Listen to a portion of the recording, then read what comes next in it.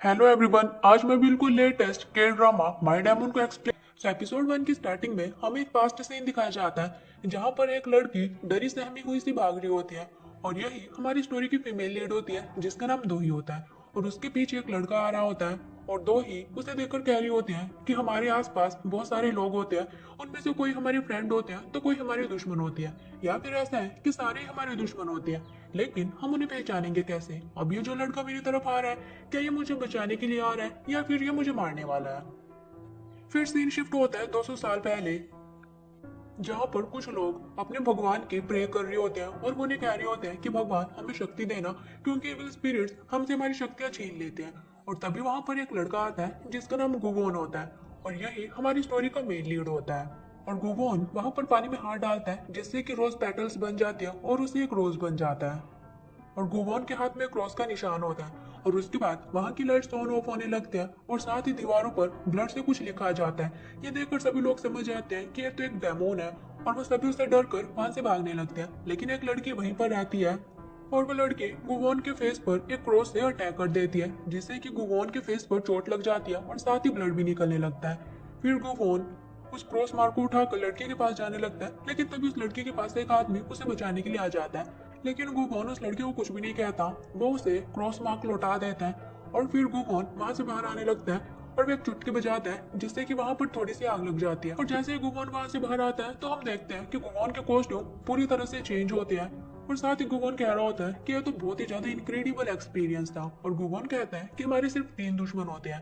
पहले तो हम खुद भी, जो कि अपनी लेजीनेस से खुद को वीक बना लेते हैं, और दूसरा हमारा संसारिक जीवन जो कि हमें बाहर से पूरी तरह से खत्म कर देता है, और तीसरा and most important evil spirits जो कि इस दुनिया में एग्जिस्ट करते हैं।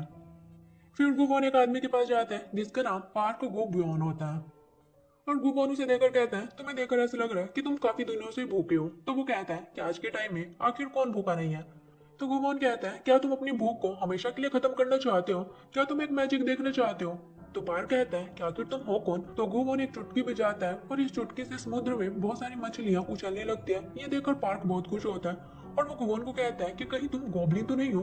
तो गुबोन कहता है तुम्हारी हिम्मत कैसे हुई मुझे गोबलिन से कंपेयर करने की, वो तो एक बहुत बुरी आत्मा है। तो पार कहता है क्या तुम ड्रैगन किंग हो? तो गुमोन कहता है मैं उस बूढ़े आदमी जैसा तो बिल्कुल भी नहीं हूँ। तो पार कहता है कहीं तुम नाइन टेल फॉक्स तो नहीं हो? तो गुमोन कहता है वो तो बिल्कुल भी नहीं, वो तो पूरी तरह से पार से घिरा होता है और साथ ही उसमें से कुत्ते जैसी स्मेल आती है। पार कहता है तो फिर तुम हो कौन? तो गुमोन कहता है मैं एक डेमोन हूँ जिसे कि इंसान पाताल लोक का राक्षस भी कहते हैं। ये सुनकर पार्क उसकी बात पर यकीन नहीं होता और कहता है लगता है मैं दिन में सपने देख रहा हूँ।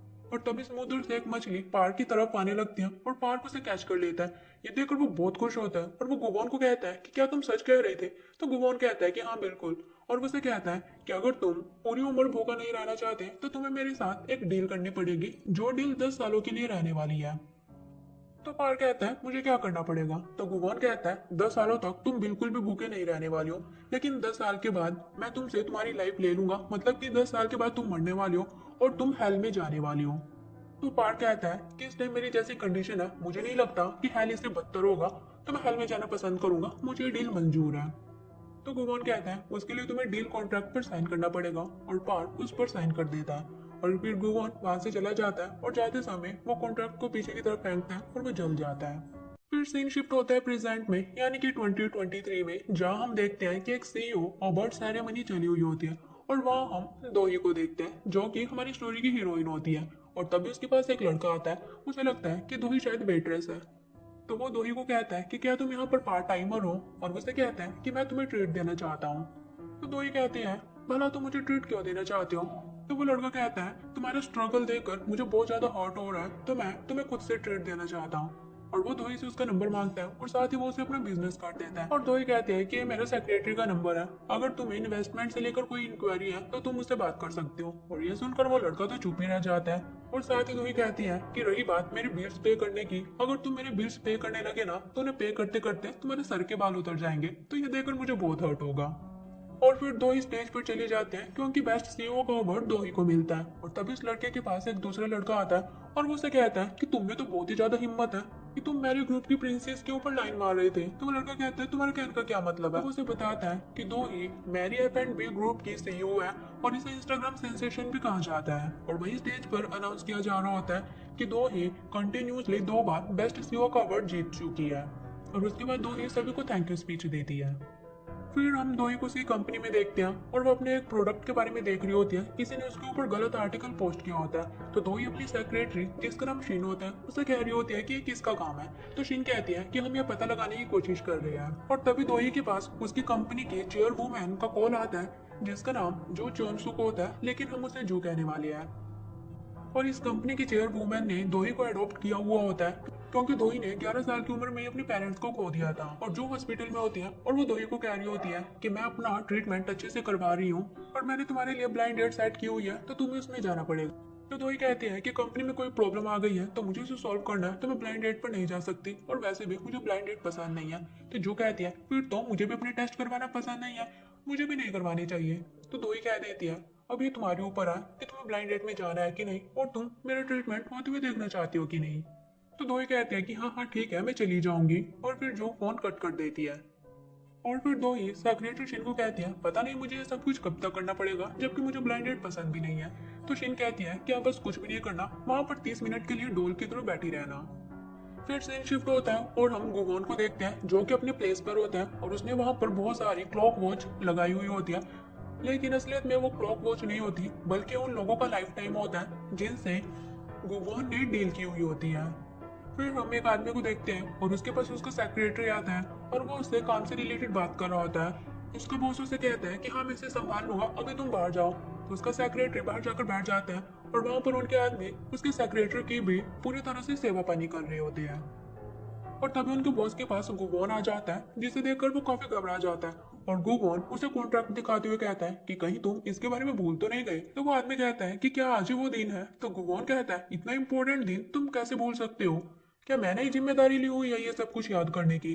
तो वो कहता है कि मैं मरना नहीं चाहता, क्या तुम्हें पता भी है कि मैं यहाँ तक कैसे पहुंचा हूँ। तो गुगोन कहता है मैं कैसे भूल सकता हूँ, आखिरकार मैंने तो तुम्हें यहाँ तक पहुंचाया है। और वो आदमी मेजर टाइमर से गुगोन के ऊपर अटैक करने की कोशिश करता है लेकिन गुगोन उसे तो हवा में ही उड़ा देता है। और वो आदमी गुगोन को कहता है कि प्लीज मैं भी मरना नहीं चाहता, क्या तुम इस कॉन्ट्रैक्ट को बढ़ा नहीं सकते या फिर हम एक न्यू कॉन्ट्रैक्ट नहीं बना सकते। तो गुगोन कहता है कि ऐसा नहीं होता। तो वो आदमी कहता है कि मैं अपनी लाइफ के बदले तुम्हें किसी और की 100 में दे सकता हूँ। तो गुगोन कहता है मैं अपनी जॉब से इसलिए प्यार करता हूँ क्योंकि मेरी जॉब सभी के लिए फेयर है।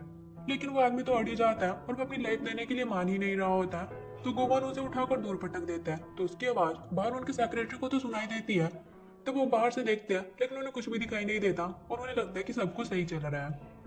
और वहीं वो आदमी गुगोन को कह रहा होता है कि मुझे सांस नहीं आ रही है। तो गुगोन कहता है कि तुम्हारी जान हार्ट अटैक से जाने वाली है। और फिर गुगोन उसे उसकी लाइफ छीन लेता है और गुगोन वहां से जाने लगता है। तभी वहां पर उस आदमी का सेक्रेटरी और उसके आदमी आ जाते हैं और सेक्रेटरी गुगोन को वहां से जाते हुए देख लेते हैं। और उस आदमी के मरने के साथ ही गुगोन की जगह पर उसकी जो लाइफ टाइम वॉच होती है वो भी जल जाती है। फिर सीन शिफ्ट होता है, हम दोई को देखते हैं जो कि अपनी ब्लाइंड डेट से मिलने के लिए एक रेस्टोरेंट में आती है और रेस्टोरेंट का वर्कर उसे कहता है कि इस रेस्टोरेंट को पहले से ही किसी ने बुक कर लिया है। तो दोई गुस्से कहती है मुझे लगता है कि चेयरवुमैन जो ने उसे कह दिया कि आज मेरा बर्थडे है तो उसने पूरा रेस्टोरेंट ही बुक कर लिया। तो दोई उसे कहती है कि जिसने ये रेस्टोरेंट बुक किया है मैं उसकी गेस्ट हूँ। तो वो कहता है कि ठीक है। फिर दोई अपनी ब्लाइंड डेट से मिलती है जो कि न्यूज़पेपर पढ़ रहा होता है। तो दोई उसे कहने लगती है मैं तुम्हें पहले ही बता दूं कि मैंने अपने काम से शादी की हुई है और मुझे लड़कों में बिल्कुल भी इंटरेस्ट नहीं है। और तभी वो लड़का अपना न्यूज़पेपर नीचे करता है तो हम देखते हैं कि कोई और नहीं बल्कि ये गुगोन होता है। और गुगोन के हैंडसम फेस को देखकर दोही तो चुप ही रह जाती है। तो गुगोन कहता है तुमने जिससे भी शादी की हुई है और तुम्हें लड़कों में इंटरेस्ट है कि नहीं इससे मुझे क्या लेना देना है। और रही बात अगर तुम्हें अपनी पर्सनल इन्फॉर्मेशन मुझे देनी ही है तो मैं प्रेफर करता हूँ कि तुम्हें मुझे अपने बैंक अकाउंट का पासवर्ड देना चाहिए। ये सुनकर दो ही स्माइल करते हैं और वो कहते हैं कि क्या हम स्कूलमेट्स हैं या फिर तुम मेरी एक्स रह चुकी हो। तो गुगोन कहता है कि नहीं। तो वही कहते हैं तो फिर तुम्हें मेरे सामने थोड़े मैनर्स दिखाने चाहिए। तो गुमान कहता है मैं तो सभी के साथ ऐसा ही हूँ। फिर दो ही वहां से उठकर जाने लगती है लेकिन तभी उसके पास चेयरवुमैन जो का मैसेज आता है और वो कहते हैं कि तुम्हें अपनी ब्लाइंड डेट पूरी कंप्लीट करके ही वापस आना है। तो ये सुनकर दो ही 30 मिनट का टाइमर सेट करके अपने फोन को जोर से टेबल पर रखती है। तो गुगोन उसे कहता है मैंने ये पूरा रेस्टोरेंट इसलिए बुक किया हुआ है क्योंकि मैं यहाँ पर शांति से खाना खाना चाहता हूँ, अगर तुम शांति नहीं बनाए रख सकती तो कहीं और चली जाओ। तो दोही कहती है अगर तुम्हें मुझसे इतनी प्रॉब्लम है तो तुम भी कहीं और चले जाओ। फिर हम किसी दूसरे रेस्टोरेंट में एक आदमी को देखते हैं जो कि दोही के बारे में देख रहा होता है। वहीं हम गुगोन को देखते हैं जिसने कि अपनी प्लेट में खाने से सिंबल बनाया होता है। तो ये देखकर दोही कहने लगती है ये कैसे बच्चों वाली हरकतें हैं। तो गुगोन कहता है तुम्हें देखकर लग नहीं रहा है कि तुम अपने मन से यहाँ पर खाना खाने के लिए आई हो। अगर तुम यहाँ पर नहीं बैठना चाहती तो तुम यहाँ से जा भी तो सकती हो, तुम खुद को फोर्स क्यों कर रही हो। तो दोही कहती है कि मुझे ऊपर से ऑर्डर दिए गए हैं और उसके बाद को मैं कभी टाल नहीं सकती। तो गुगोन को लगता है कि कहीं ये भगवान के बारे में बात तो नहीं कर रही है। तो गुगोन उसे कहता है कि आखिर तुम हो कौन।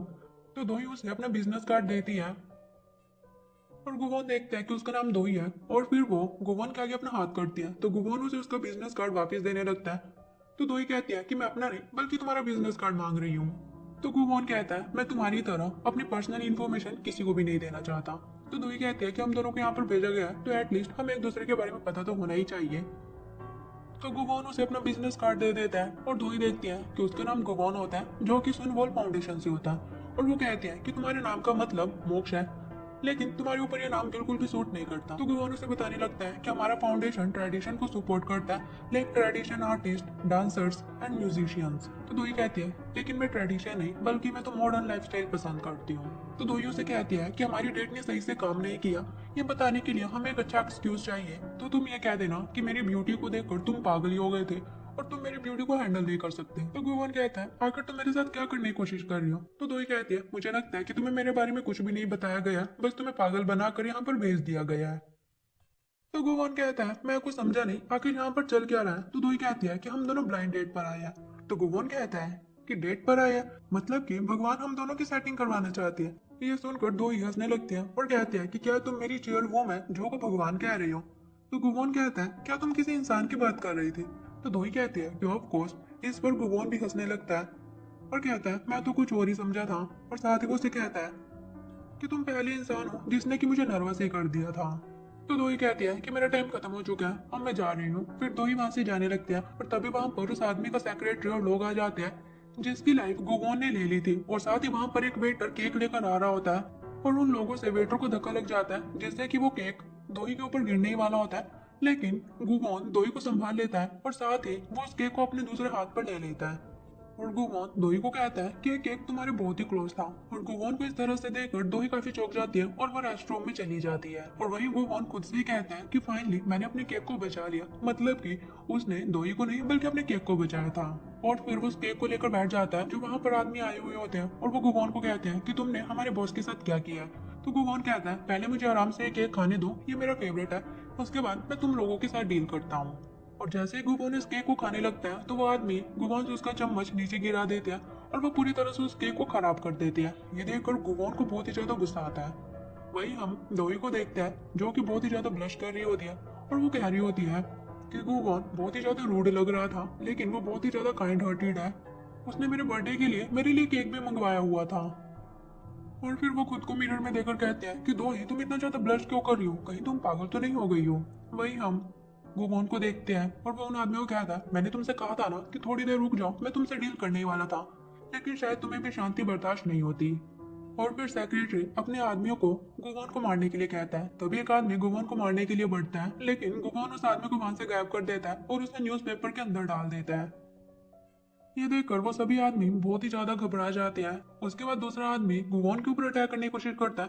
गुगोन उसे भी गायब करके न्यूज़पेपर के अंदर डाल देता है। उसके बाद गुगोन न्यूज़पेपर से सभी आदमियों के ऊपर अटैक करता है और उन सभी को न्यूज़पेपर के अंदर डाल देता है। और तभी वहां पर दोही आती है और गुगोन उसे कहता है कि पार्टी खत्म हो चुकी है। तो दोही उसे कहती है कि क्या तुम ये केक खुद ही खा गए। तो गुगोन कहता है कि आजकल सभी लोग अकेला ही खाना पसंद करते हैं तो इसमें कौन सा बड़ी बात हो गई है। तो दोही कहती है लेकिन ये तो मेरा बर्थडे केक था ना। तो गुगोन कहता है तुमसे किसने कहा कि ये तुम्हारा बर्थडे केक है, आखिर मुझे तुम्हारे बर्थडे की क्यों परवाह होगी। वैसे जाने दो, अभी मेरे पास इतना टाइम नहीं है तुमसे बात करने के लिए। तो दोही कहती है मैं चाहती हूँ आज का तुम्हारा बचा हुआ दिन बिल्कुल ही बेकार जाए। और दोही उसे कहती है कि अगर आज के बाद हम दोनों फिर से मिलते हैं तो मेरे सामने थोड़ी मैनर्स दिखाना। तो गुगोन कहता है कि तुम्हें नहीं लगता कि तुम्हें रिक्वेस्ट अच्छे से करनी चाहिए। तो दोही कहती है कि ये कोई रिक्वेस्ट नहीं है और वो वहां से चली जाती है। उसके बाद गुगोन रेस्टरूम जाकर न्यूज़पेपर में उन सभी आदमियों की फोटो देखता है जिसे कि उसने न्यूज़पेपर के अंदर डाल दिया था। और फिर वो न्यूज़पेपर को वॉशरूम में फेंक देता है और वहां से जाते हुए चुटकी बजाता है जिससे कि वो सभी लोग न्यूज़पेपर से बाहर आ जाते हैं और वो सभी एक दूसरे के ऊपर लदे हुए होते हैं। फिर हम दोही को देखते हैं जो कि वापस जा रही होती है और वो शिन को कह रही होती है कि आखिर मैडम जू इतने बदतमीज लड़के से मेरी डेट कैसे फिक्स करवा सकती है। और फिर वो शिन से पूछती है कि क्या तुम्हें उस आर्टिकल के बारे में कुछ पता चला कि वो किसने पोस्ट किया है। तो शिन कहती है कि ये ना सुहान ने किया है और आजकल उसने head of the news outlet के साथ दोस्ती भी की हुई है। ये सुनकर तो ये कहते हैं कि आखिर ये मुझे अकेला क्यों नहीं छोड़ देते जबकि मैं एक पीसफुल लाइफ चाहती हूँ। और फिर वो बाहर से अपनी कंपनी देख रही होती है जिसे देखकर दोई बताती है कि हमारी इस कंपनी को चेयरवुमैन जो चोक सुक ने खड़ा किया है और सभी लोगों से मैडम जू कहते हैं। और फिर वो एक एक करके मैडम जू की फैमिली के बारे में हमें बताती है जो कि हमें दिखाया भी जाता है। और सीन शिफ्ट होता है एक साल पहले की तरफ और हम देखते हैं कि मैडम जू का बर्थडे होता है और उसका बड़ा बेटा उसे विश करता है जिसका नाम नासुकमीन होता है। और वो अपनी मॉम को कहता है कि मैं भगवान से प्रे करूंगा कि आपकी उम्र हमेशा लंबी रहे। तो मैडम जो कहते हैं इतना तो मुझे पता ही है कि मैं तुमसे तो ज्यादा ही जीने वाली हूँ। और वहां पर एक और लड़की बैठी होती है जो कि मैडम जू को कहते हैं कि आज आप बहुत ब्यूटीफुल लग रहे हो। और वो मैडम जू की डॉटर इन लॉ होती है यानी कि वो सुखमीन की वाइफ होती है जिसका नाम किम सेरा होता है।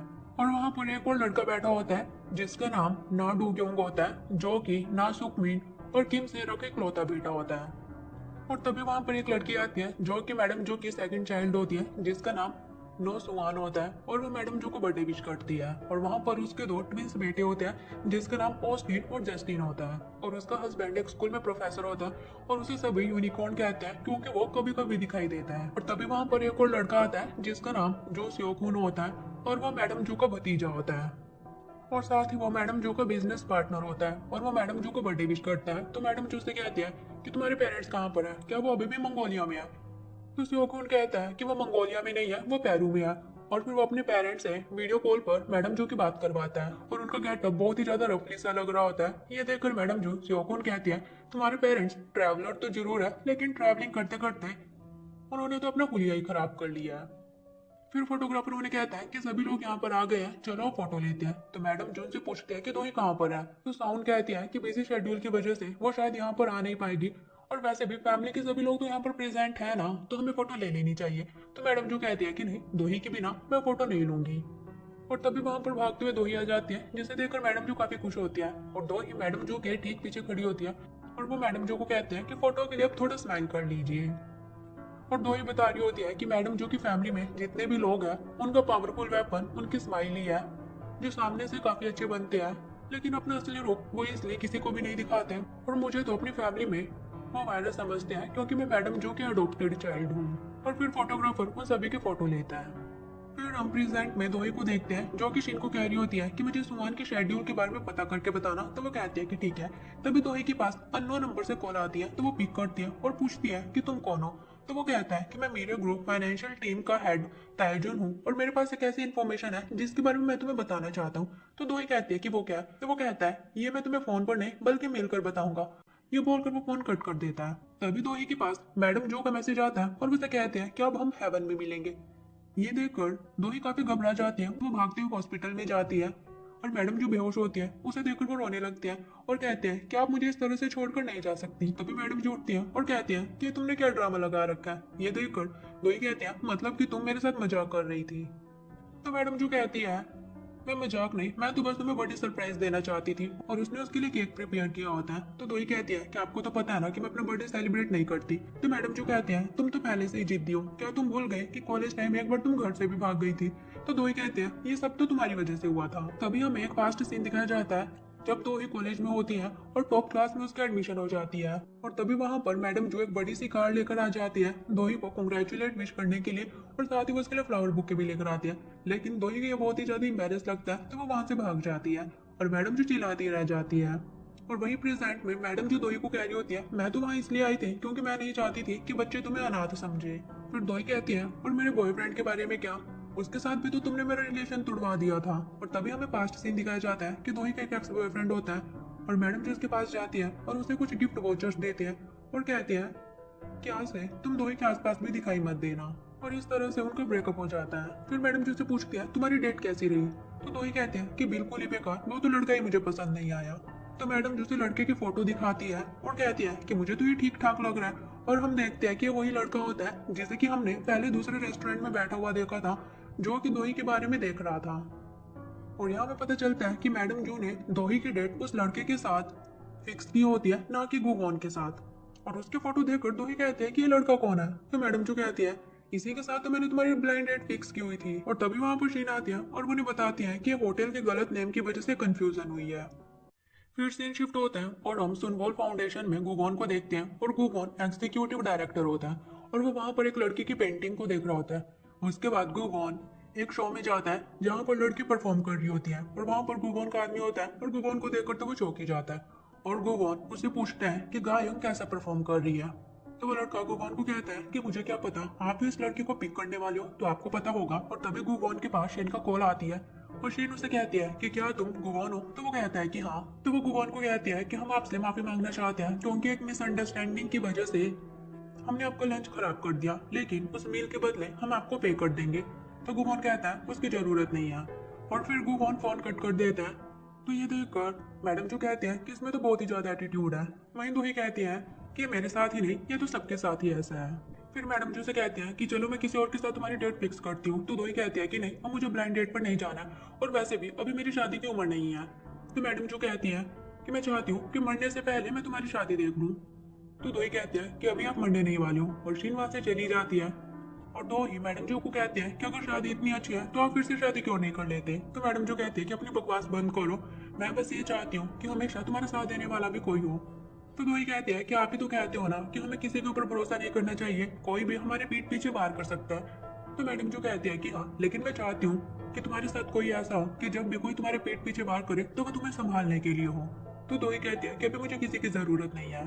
वहीं हम गुगोन को देखते हैं जो कि शो से उठकर जाने लगता है। तो उसका आदमी से कहता है कि क्या आप जा रहे हो। तो गुगोन कहता है कि हाँ, और वैसे भी अपना काम पूरा करने के बाद भी मुझे केक नहीं मिला। तो वो कहता है कि ऐसा क्यों, आप कहाँ पर बिजी थे। तो वो कहता है कि डेट पर। और डेट का नाम सुनते ही गायंग कहती है कि क्या डेट, क्या तुम किसी लड़के को डेट कर रही हो, क्या तुम उसके साथ सोए भी हो। और उसे इस तरह से बिहेव करते थे गुगोन तो चौंक ही जाता है और वो अपने आदमी को वहां से लेकर जल्दी जल्दी भाग जाता है। वहीं हम शिन को देखते हैं जो कि दोई को बता रही होती है कि सुहान एक होटल में रुकी हुई है। तो दोई कहते हैं कि ठीक है, तुम घर जाओ, मैं वहां पर खुद ही चली जाऊंगी। तो शिन कहते हैं कि ठीक है। फिर हम रेस्ट रूम में ताइजुन को देखते हैं जिसने कि दोही को कॉल की थी। और तभी वहां पर क्लीनिंग के लिए एक आदमी आता है और वो ताइजुन को पकड़ लेता है और शायद उसे मार डालता है। फिर हम गुगोन को देखते हैं जो कि कुछ पेपर्स पर साइन कर रहा होता है। वहीं गुगोन का सेक्रेटरी से कह रहा होता है मैंने आपके लिए कॉफी बनाई है। तो गुगोन कहता है मैं बस बाहर जाने वाला हूँ। तो वो कहता है मतलब कि आप फिर से किसी की लाइफ लेने वाले हो। फिर वहां पर गायंग आ जाती है, वो काफी गुस्से में होती है और वो गुगोन को कह रही होती है आखिर वो लड़की कौन है, क्या वो मुझसे भी ज्यादा सुंदर है। तो गुगोन को सेक्रेटरी से चुप करवाने की कोशिश करता है लेकिन गायंग चुप नहीं होती और वो गुगोन को कहती है क्या तुम भूल गई मैं इकलौती एक इंसान हूँ जो कि तुम्हें समझ सकती हूँ। तो गुगोन का सेक्रेटरी कहता है कि क्या तुम मेरे बारे में भूल गई, तुमसे ज्यादा तो मैं गुगोन को समझता हूँ। और वो दोनों गुगोन के पीछे बहस करने लगते हैं। तो गुगोन उन दोनों को चुप करवाता है और कहता है कि क्या तुम अपनी पास्ट लाइफ के बारे में भूल गई। और तभी हम देखते हैं कि गुगोन का सेक्रेटरी कोई और नहीं बल्कि वो पार्क गुबियोन होता है जिसे कि हम पहले भी देख चुके हैं और पास्ट लाइफ में गुगोन ने उसके साथ डील की थी। तो गुगोन उन दोनों को चुप करवाता है और कहता है अपने अपने काम पर लग जाओ। और गुगोन उन्हें यह बोलकर वहां से चला जाता है कि इंसान तो सच में बहुत ही ज्यादा एनोइंग होते हैं। यह सुनकर पाक गायक को कहता है कि गुगोन पहले खुद भी इंसान हुआ करते थे, वो हमेशा से डेमोन नहीं है। फिर हम दोही को देखते हैं जो कि सुहान से मिलने के लिए होटल आती है लेकिन उसे पता चलता है कि वो तो पहले से ही यहाँ से जा चुकी है। और फिर दो एक बीच पर चली जाती है, वहां पर वो एक फैमिली को देखते हैं जिसे देखकर उसे अपने पेरेंट्स याद आने लगती है। और वो भी अपने पेरेंट्स के साथ अक्सर उस बीच पर आया करती थी और ये देखकर वो बहुत इमोशनल हो जाती है। फिर हम देखते हैं कि दोही को वहां पर बैठे हुए काफी रात हो जाती है और तभी वो देखते हैं कि 12 बज चुका है और कहते हैं कि फाइनली मेरा कर्स्ड बर्थडे खत्म हो चुका है। तभी उसका टैक्सी ड्राइवर उसे लेने के लिए आ जाता है और फिर वो अपना फोन चेक करते हैं तो उसे पता चलता है कि वो टैक्सी ड्राइवर नहीं है जिसे कि उसने बुलाया था, ये तो कोई और ही होता है। और साथ ही हम देखते हैं कि उस टैक्सी ड्राइवर को मार दिया होता है। और तभी दो ही उस आदमी के गले पर खून के निशान देखते हैं और कहते हैं कि तुमको यहाँ पर किसने भेजा है। और वो दो ही को बेहोश करने की कोशिश करता है लेकिन जैसे कैसे दो ही उसे धक्का देकर वहां से भाग जाती है। और वो आदमी भी चाकू लेकर दो ही के पीछे आ रहा होता है और ये वही सीन होता है जो कि हमने एपिसोड की स्टार्टिंग में देखा था। वही हम गोगोन को देखते हैं जो कि सोच रहा होता है कि आज का दिन काफी शांति से निकला है, मुझे लगता है कि कुछ तो गलत होने वाला है और आज का मेरा शिकार कहाँ पर होगा। और तभी वो एक डायरेक्शन की तरफ अपनी उंगली करता है और कहता है कि मुझे मेरा शिकार मिल चुका है। और तभी हम देखते हैं कि गोगोन दोही के पास आ जाता है और तभी दोही देखते हैं कि सामने से गोगोन चलकर आ रहा होता है और उसे पहचान जाती है और कहते हैं कि यहाँ पर क्या कर रहा है। साथ ही वो कहती है कि कहीं ये भी उस दूसरे आदमी के साथ मिला हुआ तो नहीं है। लेकिन फिर भी दो ही गोगोन के पास जाते हैं और उसे कहते हैं कि प्लीज मुझे बचा लो। तो गोगोन कहता है कि ठीक है, लेकिन उससे पहले तुम्हें मेरे साथ एक डील करनी पड़ेगी। तो दोई कहती है कि उस आदमी के हाथों में चाकू है और तुम्हें डील की पड़ी हुई है। तो गुबोन कहता है कि ठीक है मैं चलता हूँ, वैसे भी यहाँ पर कुछ भी फ्री में नहीं मिलता। तो दोई कहती है कि ठीक है मैं तुम्हारे साथ कोई भी डील करने के लिए रेडी हूँ, लेकिन मुझे बचा लो। तो गुबोन कहता है कि ठीक है। दोई वहां से भागकर साइड में चली जाती है और गुबोन उस आदमी को काफी बुरी तरह से मारता है और वो उसे उठाकर गाड़ी में पटकता है। तो गुबोन देखता है कि दोई डर से पुल के पास चली जाती है और वो दोई के पास आता है और वो उसे अपना हाथ देता है ऊपर आने के लिए। तो दोई भी उसका हाथ पकड़ लेती है और जैसे वो उसका हाथ पकड़ती है, गुबोन के हाथ में जो प्लस का साइन होता है वो चमकने लगता है और तभी वो आदमी गाड़ी लेकर उनकी तरफ बढ़ने लगता है। ये देखकर टोई तो घबरा जाती है, लेकिन गुबोन को कोई भी टेंशन नहीं होती और वो उसे रोकने के लिए चुटकी बजाता है, लेकिन उस चुटकी से कुछ भी नहीं होता और उस गाड़ी को अपनी तरफ आते हुए देखकर दो ही नीचे पानी में गिर जाते हैं और उसे बचाने के लिए गुबोन भी पानी में गिर जाता है और पानी में गुबोन बेहोश हो जाता है। तो दो ही ऊपर आने लगती है, लेकिन वो देखते हैं कि गुबोन बेहोश होता है। तो वो गुबोन को भी ऊपर लेकर आने की कोशिश करती है और जैसे वो गुबोन का हाथ पकड़ती है तो गुबोन की कलाई पर जो प्लस का साइन होता है वो दो ही की कलाई पर चला जाता है। फिर अगले सीन में हम देखते हैं कि वो दोनों बच चुके होते हैं और वो बीच के किनारे पर होते हैं और दो ही गुबोन को कहते हैं कि फाइनली हम बच चुके हैं। और फिर गुबोन दो ही का हाथ पकड़ता है और वो देखता है कि वो प्लस का साइन दो ही की कलाई पर आ चुका है और वो चमकने लगता है और तभी वहां पर एक पानी की लेयर उठती है जो कि गुबोन और दही को एक ब्यूटीफुल तरीके से घेर लेती है और ये नज़ारा बहुत ही ज्यादा ब्यूटीफुल होता है और गुबोन और दही दोनों एक दूसरे के आइस में देख रहे होते हैं और इसी के साथ ही एपिसोड खत्म हो जाता है। सो गाइस, अगर आपको मेरी एक्सप्लेनेशन पसंद आई हो तो चैनल को सब्सक्राइब करिए, साथ ही बेल नोटिफिकेशन जरूर ऑन करिए ताकि मेरे चैनल से जुड़ी आपको हर एक अपडेट मिलती रहे। सो गाइस, मिलते हैं इसके नेक्स्ट पार्ट के साथ।